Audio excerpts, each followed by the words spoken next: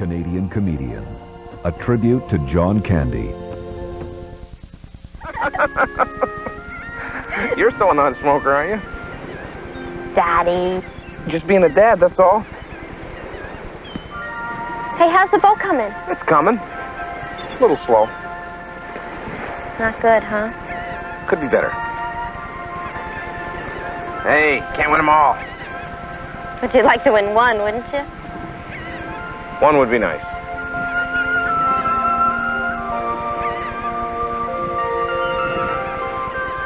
I can imagine John in high school organizing bus trips to Buffalo to see a Buffalo Bills game. I think that would have been a fun bus to be on, I think. You know, he had a natural presence. He had that kind of thing that lit up a room. It was so much fun to be around him. He laughed so much. The thing I'll remember most for sure is just that he enjoyed people and enjoyed life. Well, he was just one of those kind of people that I don't care who you are, you couldn't help but love John Candy.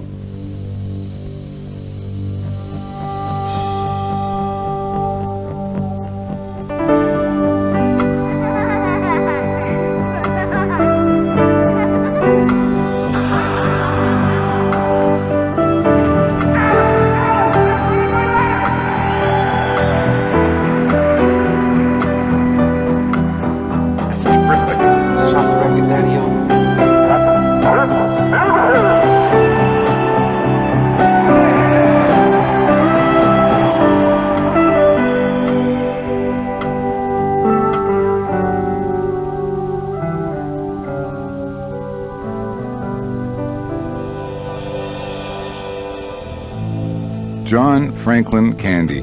He was born in 1950 and he spent his early years in King City, Ontario, Canada. John's father died when he was 5, and that early tragedy planted in the young man a fierce desire to protect and care for his loved ones. I took on a responsibility of going to work, you know, that was the thing to do. Probably taking on the father role unconsciously, as a child feeling, you know, when there's a loss of a parent. Well, I'll fill in, as children will do. You know, I'll fill it in, I'll do it. So I probably took that on. I know I did. The roots of John's comedy were planted early, too, in the many hours he spent watching the great comedians. When he was watching movies, you know, you and I would go and watch a movie. John would research. I mean, he was researching for sure. That's how he lived. He was fascinated by the movies. So, as it turns out, that's probably had something to do with the fact that he was aspiring to do something. But we had no sense.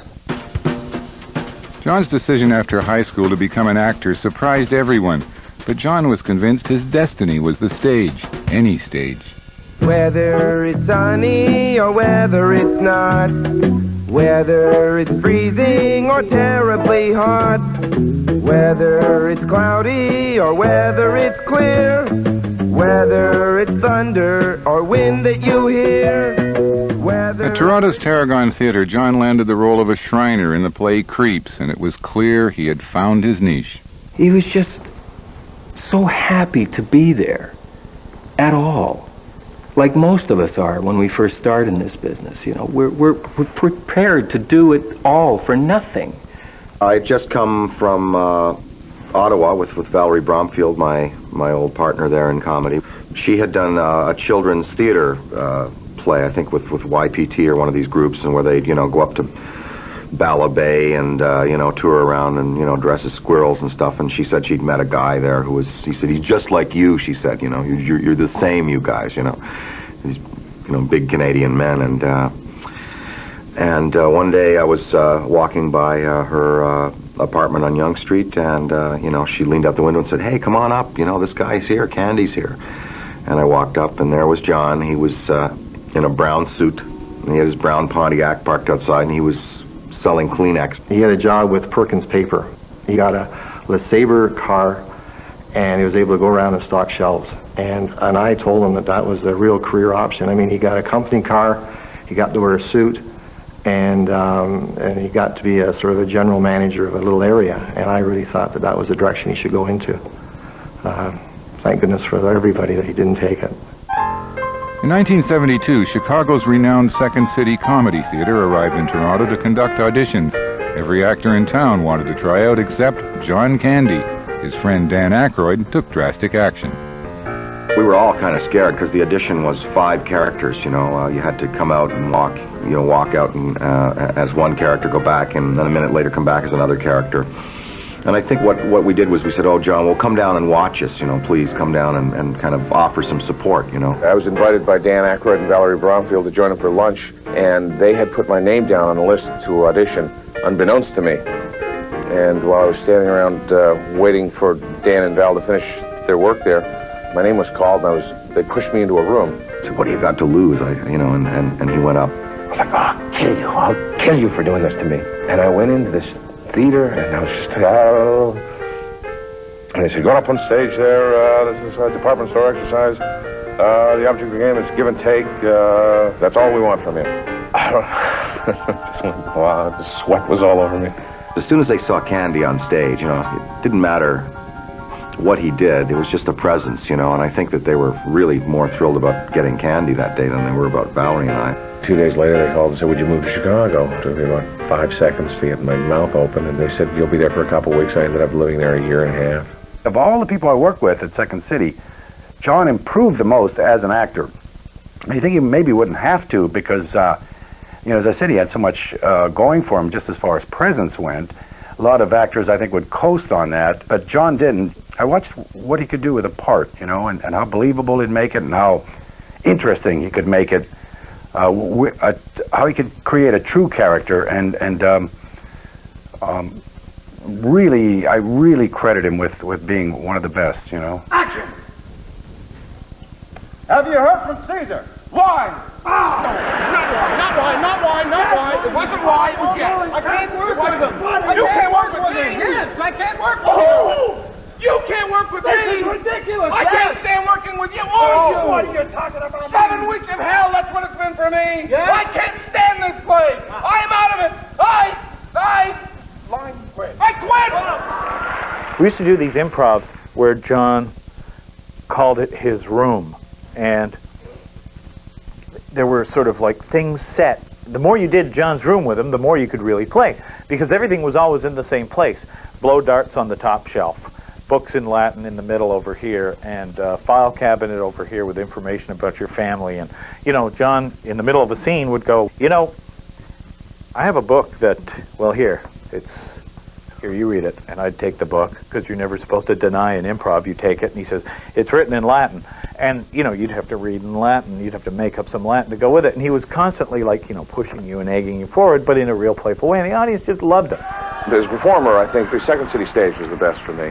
To work with those many people, with those creative minds, and the freedoms that we had, and it was the time and our age, and you know, we were working for nothing. We'd work a lot of hours, and didn't mind it. We had the best time. I really did. My fondest memories there.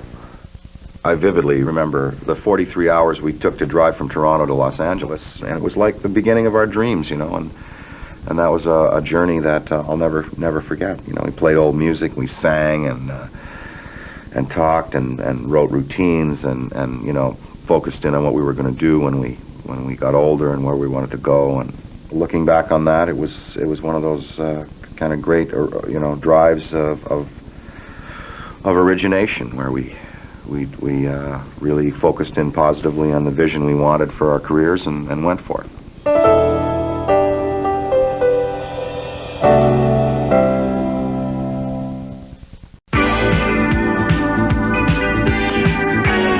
In 1976, John Candy stepped from stage to screen in the ideal Second City parody, a scathing satire on television. SCTV went on to become one of the most critically acclaimed shows of its kind and firmly established John Candy as a brilliant comedic actor. Saturday Night Live had gone on the air already, and we were all eyeballing the United States and seeing what other work is down there. And our producers at the time figured they had to move fast, so they got a make-work project. They said, would you boys like to do a TV show? I said, yeah, all right. This was the beginnings of our knowledge in television and how we learned our craft. Never trust anyone, it was called. I was in a bad hotel room in Worcester, Ohio, on tour with the Great Lakes Shakespeare Festival. and up late and not able to sleep, and turned on this thing that was called Second City TV. And the very first episode I saw was the Leave It to Beaver episode, where John was playing the beaver. What I was seeing was, it was like hearing the Beatles for the first time. Beaver, I'm afraid you're going to have to explain yourself. Gee, Dad, I hated him. Besides, he was always calling me a bum. Beaver, after all I told you about taking the law into your own hands, June, call the police. Boy, Dad! Wally, he's just going to have to learn his lesson. Maybe 35 years in the slammer will teach the Beaver something. Boy, Wally, life stinks. Yeah, but so do you, Beaver. Yeah. Thanks, Wally. Well, SCTV generally celebrated characters. I mean, it wasn't so much oriented toward jokes as character work and character observation, and I think John was the greatest character of that cast.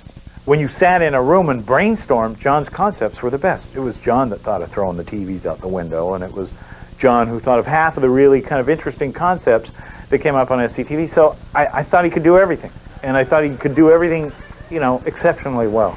Can I be candid with you folks at home? Now tell me honestly, do you think that the Oliviers of this world, the Andy Devines of this world, do you think they had to beg for a crane shot? I think. Therefore, I am not. Can you imagine Wild Bill Hancock and Jingles begging for a crane shot? Well, I had to. I had to beg for every crane shot I ever got. I had to beg, borrow, and steal. And I got plenty and nothing. Ain't nothing plenty for me. I got the sun in the morning and the moon at night. I remember that we all got into wearing beards and wigs and mustaches and, you know, anything that kind of made our face look different, where we thought we were getting into kind of a, you know, silly look and a silly character. And John, you know, no mustache for me. I'll just act. Hello, I'm Yashmengi. And I'm Stan Schmengi. And we are the Happy Wanderers. Gene and I were writing a scene in an Edmonton hotel room when we were watching a local polka show. And we said, boy, there's a schmengi for you. And that light bulb went on over both our heads and said, yeah, the schmengis. I think it was a very innocent, easy thing for us to do because it was a sensibility that we both, you know, kind of shared, which was doing comedy without a very hard edge to it. You know, a comedy where you're not really putting anybody down, where you're not making fun of anybody.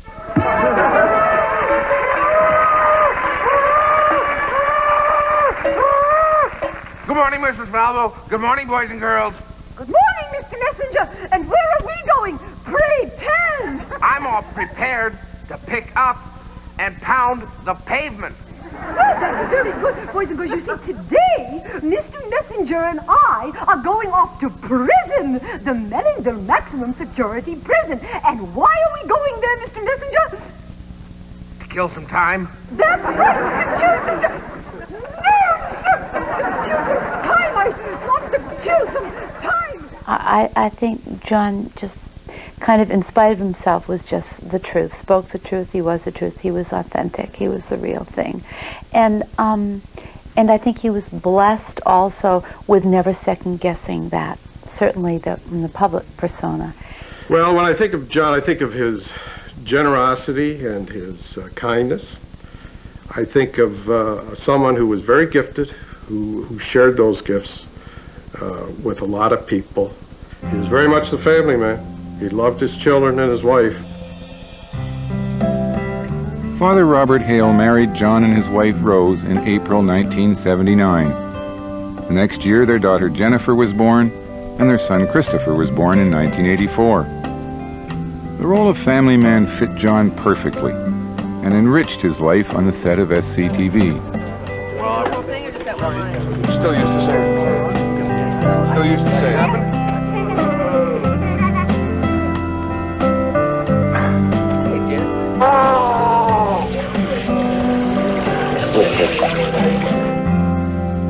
John Candy, life was sweet in SCTV's fictional town of Mellonville.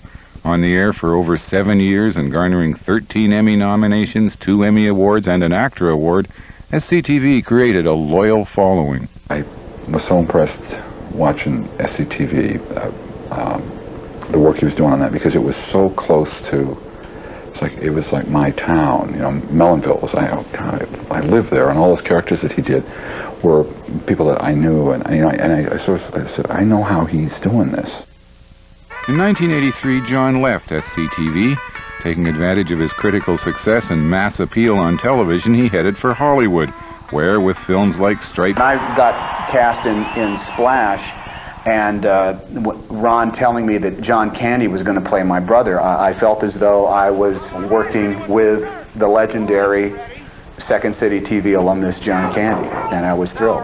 Yes, sir. One more second, Mr. McCullough. I'm in Penthouse Magazine. They printed my letter. They printed my letter. Oh, listen, I'm very, very happy. I'm in the forum section. The story's entitled A Lesbian No More. They printed every word I wrote. It's a beautiful story. Here, I want copies of this for everybody. Augie! Hey, good to see you. It wasn't like working. It was just a gas. It was just this kind of fun that required us to be concentrated, that required us to be ready to do it, but that was not work. It wasn't a chore in order to get together and do this stuff.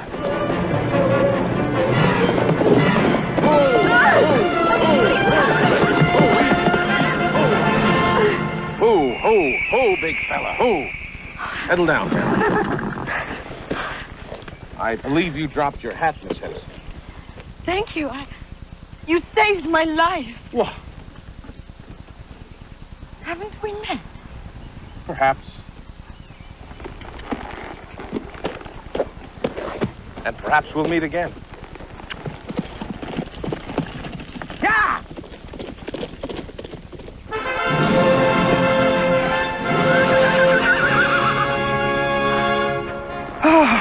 She's dying for me.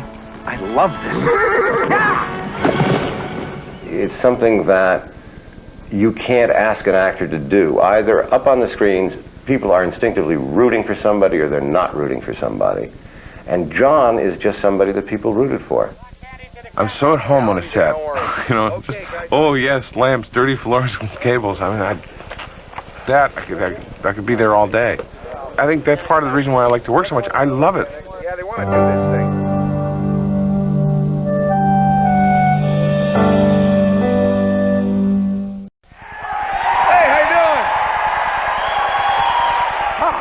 Since 1971, John Candy had appeared in 24 films, over 160 episodes of SCTV, and spent countless nights performing on stages from Toronto to Chicago to Los Angeles. But in 1987, John's career took a decisive turn.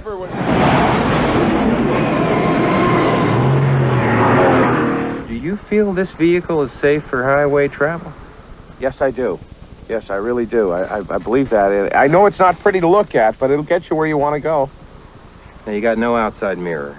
No, we lost that. You have no functioning gauges. No, not a one. However, the radio still works. Funny as that may seem, with all this mess, that the radio is the only thing that's really working good, and it's clear as a bell. Don't ask me how.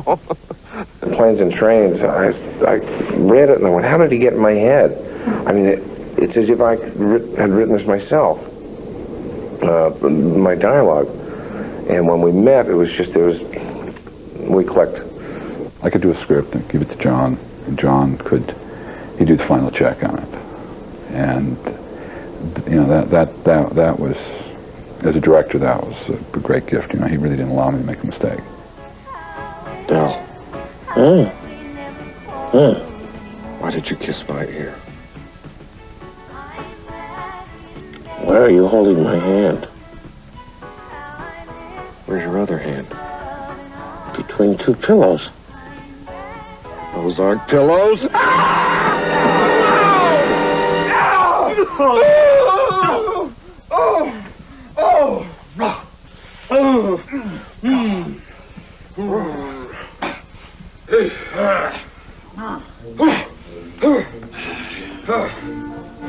See that Bears game last week? Yeah, hell of a game, hell of a game. Bears got a great team this year. They're gonna go all the way. Uncle Buck was a perfect Candy script for me to direct because he put himself into it. When he got in the car, there's a scene where he gets in the car, he's going to take the kids to the racetrack, and he knows it's wrong. He's in the car, and he looks in the rearview mirror, and he sees these two sweet little kids that he's going to take to the track while he meets his gangster buddies, and they bet, and he can't do it. And I know when he was doing that scene that when he looked in the mirror, you know, he wasn't looking at two little actors, he was looking at two real kids. I mean, that was him, the father. The whole attitude in acting with the two kids in the movie was based on my relationship with Jennifer and Christopher and how I would deal with them. What time do you want me to pick? And I dealt with each one differently, you know, as I do my kids, but the one thing I never talked down to them at all. And in the movie, Uncle Buck doesn't talk down to these kids. I think that's why they like him. He treats them as an equal.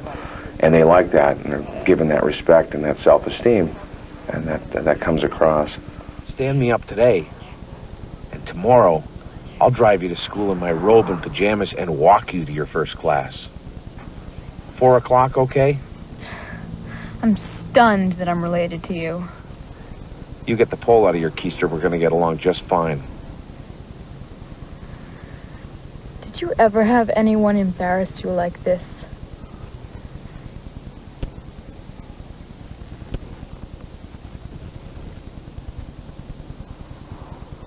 No. What do you do? Where do you live? In the city. What do you do? Lots of things. Where's your office? I don't have one. How come? I just don't. The interrogation scene in Uncle Buck was a change that we made. Mac came in, and it was a number of pages dialogue, and it was supposed to be fast. And Mac couldn't get through. He's a little boy, so I thought, God, this is, how are we going to do this? John said, well, I'll say the line. Put the camera on my back. I'll say the lines to Mac, and he'll repeat them back to me. Where do you live? In the city. Do you have a house? Apartment. On a rent? Rent. What do you do for a living? Lots of things. Where's your office? I don't have one. How come? I don't need one. Where's your wife? Don't have one. How come? It's a long story. Do you have kids? No, I don't. How come? It's an even longer story. Are you my dad's brother? What's your record for consecutive questions asked? 38. I'm your dad's brother, all right. He came in on Home Alone, and if you look at Home Alone now, he's a supporting actor in the film. I mean, it appears as if he's worked on the picture for several days. We did one long 22-hour shoot with John on Home Alone. It may have gone into 24 hours. At that point, it was all a blur. John said he was available for 24 hours, and they took him for 24 hours, I swear. We improvised for like 19 hours in that truck for Home Alone. Mark? I just thank God for the Home Shopping Network. Oh, really? Isn't that something else? Yeah, the wife and I use that. We're actually getting this little set of Czechoslovakian crystal. We make these little figurines of reindeers. You get the 8 reindeers, and the 9th one, of course, Rudolph, they put a little ruby, it's a fake ruby, I don't know, a little red nose on it. It's cute as a button, though. I was kidding. So was I. So was I.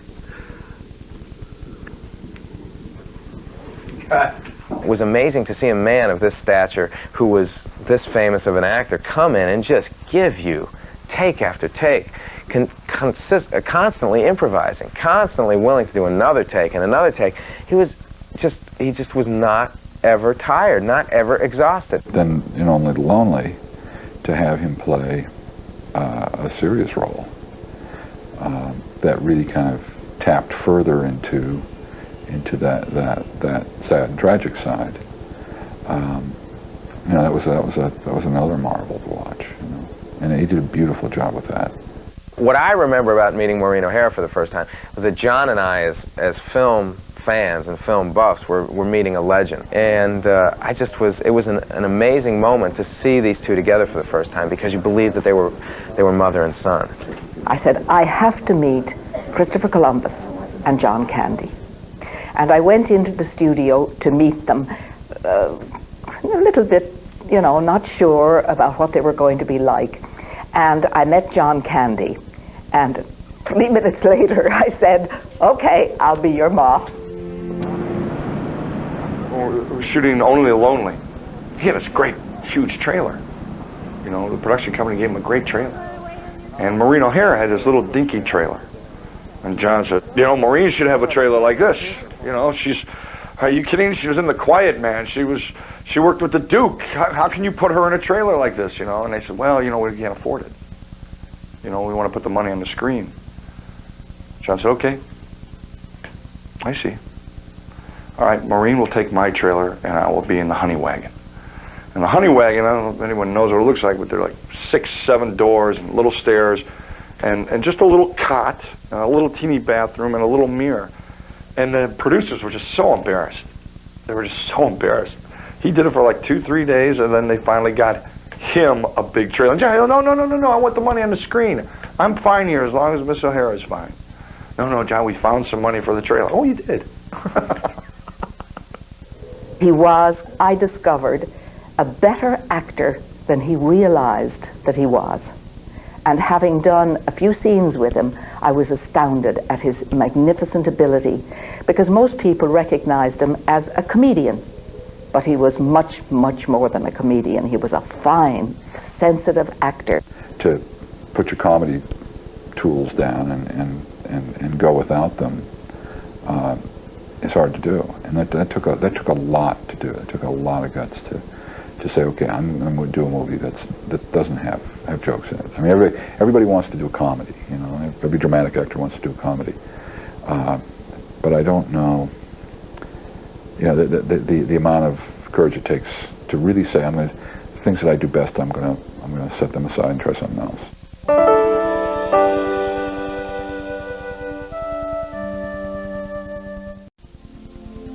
I could be a cold-hearted cynic like you, but I don't like to hurt people's feelings. Well, you think what you want about me. I'm not changing. I like me. My wife likes me. My customers like me.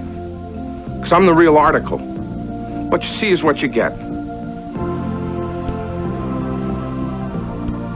John, in many ways, had a big hurt inside him, that he was always trying so hard, I think, to be everything to his friends, to his family, to people, and he was constantly afraid he was letting people down.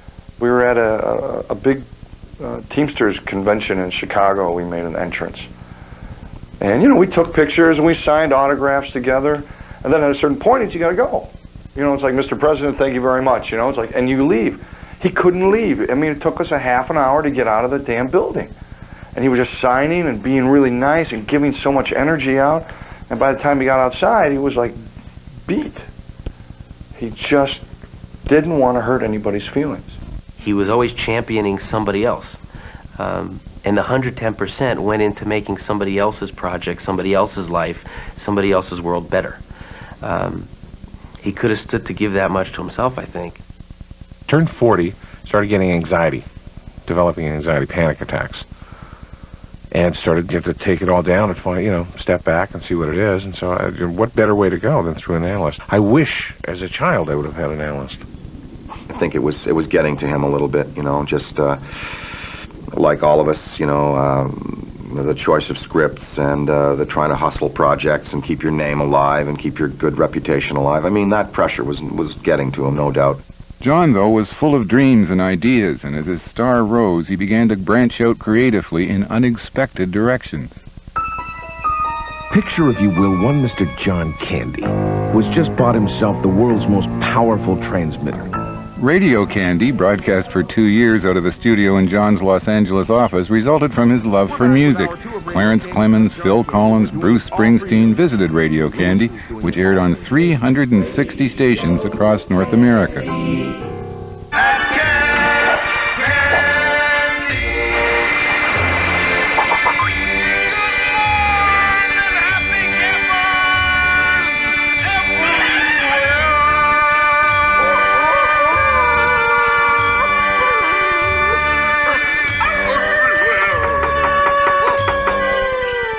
Yeah, Camp Candy was John's cartoon series where he played a head counselor, John Candy, at his Camp Candy, and I think he had so much fun at it because he was an ultimate camper, you know. I think he loved making kids laugh, you know, and he liked to make everybody laugh, but kids were tough. You know, they're not going to laugh unless it's really funny. As John explored new directions, he became more comfortable with himself. His self-confidence increased, and he began to take full advantage of his abilities. I think there's no question that he could have had a significant dramatic career, and he could have gone on and done bigger and bigger parts. He was excellent as Dean Andrews, who was quite a raffish character in New Orleans, you know. John, I remember, worked on the accent for hours. He was very concerned that his New Orleans accent be correct. If I answer that question you keep asking, if I give you the name of the big enchilada, you know, then it's Bon Voyage Dino. I mean like permanent. I mean like a bullet in my head, you dig? You're a mouse fighting a gorilla. Kennedy's as dead as that crab meat. The government's still breathing. You want to line up with a dead man? Lips, Dino. Either you dance into the grandeur with the real identity of Claire Bertrand, or your fat behind's going to the slammer. Now you dig me? You're as crazy as your mama. Goes to show it's in the genes. You have any idea what you're getting yourself into, Daddy-O? The government's gonna jump all over your head, Jimbo, and go cock-a-doodle-doo. Good day to you, sir. I think that he had a marvelous sense of timing, and I don't make any, I never disparage comedy. I take it seriously, comedy, and I think that comedy actors are as equally valid as dramatic actors, but for some reason much of the prestige goes to dramatic actors, whereas comedy is overlooked. Zigging, zagging. Always remember, your bones will not break in a bobsled. No, they shatter. So, who wants in? John Turteltaub and I knew that John would bring two things to the set. One was a professionalism, which we desperately needed because the rest of the actors were inexperienced, to say the least. And the second was a sense of humor to a piece and to a script where maybe the humor wasn't in the script yet. And we got both. I mean, I can't imagine the movie without John Candy. I can't imagine it without his humanity and without his heart and without his soul. He says at one point in the movie, in a beautiful moment, he looks at the young bobsledder and says, talking about winning a gold medal, and he says, the gold medal's a beautiful thing, but if you're not enough without it, you'll never be enough with it. And I think that has a lot to do with John. It's quite simple, really. I had to win. You see, Therese, I'd made winning my whole life.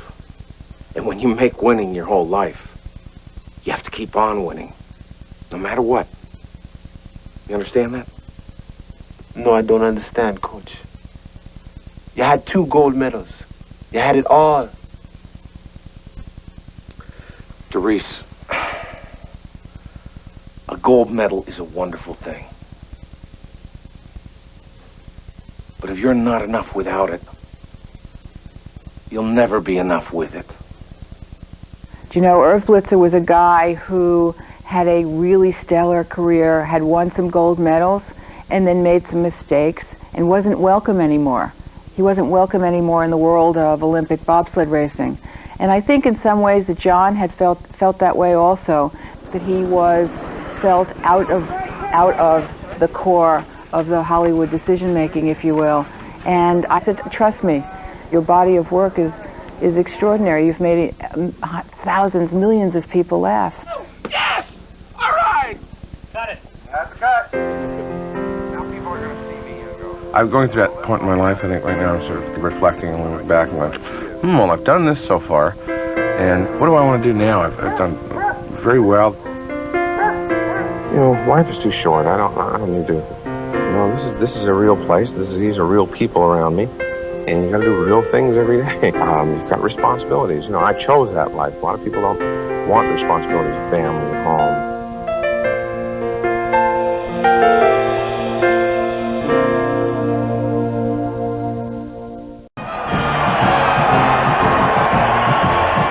In 1991, John realized a childhood dream, becoming part owner of the Toronto Argonauts of the Canadian Football League. He brought to the team and the league the same magic already associated with John Candy. Yeah, I think he grew up watching the Argonauts. He loved CFL football, and loved playing. I think a knee injury sort of ended any future of him playing college football or anything like that. It really gave him a chance to be, on field level with a game that he really loved and had loved his whole life. Of course, John did all this PR for the CFL. I mean, he was in the stands signing autographs. He was riding around the football field in a fire truck throwing footballs in the stands, having a great time. But the best moment by far had to have been the time that we were doing the awards show in Toronto, and John was one of the presenters, and John came out with this big sign that said Argo season tickets. And he was walking around TV waving this sign, and I remember saying to him after, I said, "You got a lot of guts." He said, "Hey, this is business, we gotta go for it." You know, it was funny, we'd go into stadiums and they'd announce the Toronto Argonauts starting lineup, and they'd boo us harder than they'd boo anybody, and all of a sudden they'd say, "Now, and here's the owner, John Candy," and all of a sudden he'd get a standing ovation everywhere we went. So it was kind of ironic that, the crowds disliked Toronto, but they loved John Candy.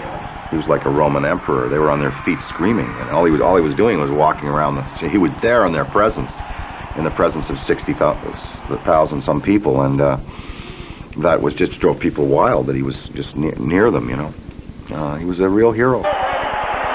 1991 was a storybook year for the Toronto Argonauts. The team won the Grey Cup, the symbol of Canadian football supremacy. And once again, John Candy was turning dreams into reality. People would say to me, "Tell me about John." And the thing about John was that I always say to people, what you saw on the screen was basically John. He was fun-loving. He went out of his way to make people happy. Always wanted to help the unfortunate. Always tried to help charitable causes. Since 1989, the Motion Picture Foundation of Canada has initiated many fundraising projects through the assistance of the film, television, and video industries. Hi, I'd like a box of popcorn, please. John's generous spirit seemed to know no boundaries. He always found time to support causes where he thought he could make a difference, especially those that involved children. Hey, aren't you Grizzly Adams? No, I'm not Grizzly Adams. Well, then get out of my seat. He was involved in these kids. These kids are essentially suffering from cancer, in most cases terminal cancer. Meaning these kids don't have long to live. He had been approached, I guess, somehow to become involved with them, and there was a big group of them, and the wish these kids had was to meet John and myself, the two guys from Splash. And because it came from John, I said, "I'll be there. Tell me when." The Ninja Turtles are there, and there's pizza and there's cake, and these kids. And John footed the bill. He did it all. It was an easy thing for him to do. It was never something that could any way at all be construed as being some sort of self-serving moment. Action! Hostage for a Day, a TV movie written and produced by John's company, was a natural next step in his evolution as a filmmaker and his desire to face new challenges. Not only did he perform in the film, Hostage for a Day marked John's debut as a director. To direct, you have to have a good understanding, you have to be a good storyteller, you have to be very comfortable within yourself, and I think I'm reaching that point that I felt, yes, I can do this, and without any trepidation that I'm not going to be having panic attacks and freaking out, and I feel very comfortable with who I am, and that's what you see is what you get. And I remember knowing at the time how great it was, that there was something so special about this time. There was a light around it. Hey, look, Andre! The little dog is following us! What are you doing here? Hey, come here, you! Ow! The dog is vicious. You're a little cute dog. Don't bite people like that. Don't growl at me. Why are you the growling? Oh, you! Help me with this! Oh, I'm sorry, I'm afraid of the cute little dog. Why is it like this? Yuri, he's dead in his fangs! Help me! I'm reminded of my experience in Hostage when we were sitting in the JAG one day waiting for a shot to be set up, and it's a beautiful fall day. The top is down, the radio is playing, you know, a song from our youth, and everything is right with the world. And suddenly John turns to me, "Frank, isn't this the greatest job in the whole world?" Excellent, my liege. Wagons! East! Wagons East was John Candy's 43rd motion picture in 22 years, and it was here in Durango, Mexico, March 4th, 1994, where John Candy, at the age of 43, passed away peacefully in his sleep. It is like losing a friend, isn't it? Nothing but sadness this afternoon, and praise with the news that actor John Candy has will died. undoubtedly live on in all of our hearts and minds for a long, long time through his many endearing roles. Films, on stage or in person, Candy knew how to make people laugh. Candy is being mourned this afternoon. He seemed to generate a field of energy around him that made you laugh. There was never a mean streak in his humor. Oh, when will I never know I'll believe in the story you told me so. I think of John in terms of the big picture. John's life had meaning. John had principles. He lived by them. He worked by them. He set a good example in so many ways. He was a protector. He cared. If he felt you'd been wronged in any way, he'd risk everything to make it right, to make you know you were worth something too. In a business that indulges the weaker souls, where the insecure lend others' words far too much meaning, John was a humble, sensitive man, full of faith, who seemed forever grateful for his gifts and his time on this earth. Thank you, John.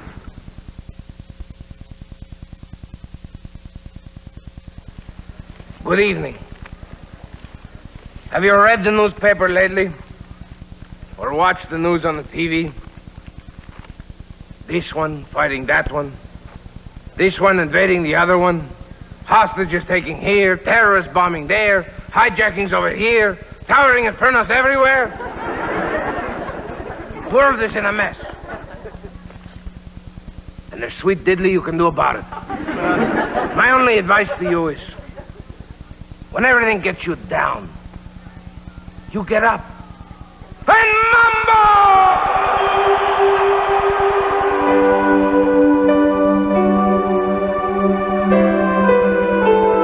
I think he will live forever, you know, on film and that, but people are not going to forget John Candy.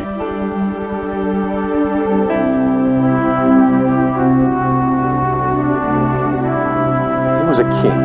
He would have been a good king. He was a good king. He was a king of comedy.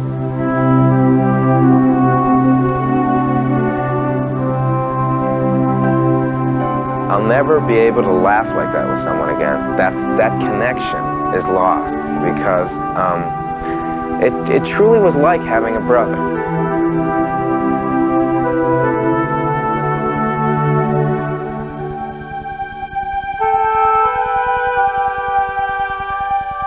I think what makes one great is how much they're loved by the world, and everybody loved John.